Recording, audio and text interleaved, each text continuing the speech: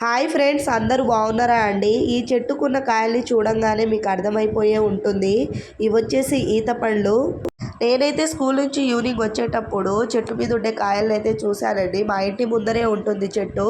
చెట్టు మీద 3, 4 గుత్తులైతే ఉన్నాయండి. వాటి మీద పండి కిందైతే రాలిపోతున్నాయి. ఇంకా వీటిని చూస్తే నా చేతులు ఎక్కడ ఊరుకుంటాయి. రాళ్లతోటి కొట్టి మరి దులిపాను.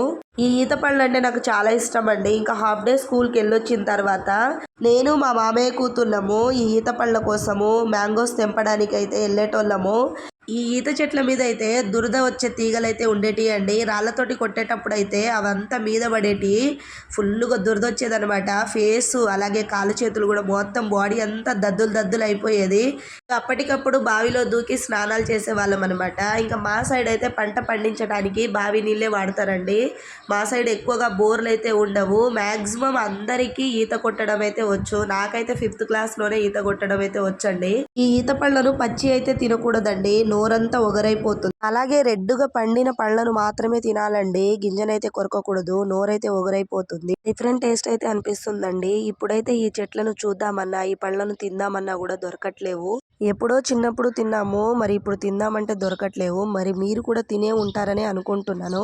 ఇంకా మా పిల్లలు అయితే చూడండి ఎంత ఇష్టంగా తింటున్నారో. మరి మీరు కూడా ఈ ఈత పళ్ళను తిన్నారా? కామెంట్ చేయండి, లైక్ చేయండి, షేర్ చేయండి, సబ్స్క్రైబ్ చేయండి ప్లీజ్.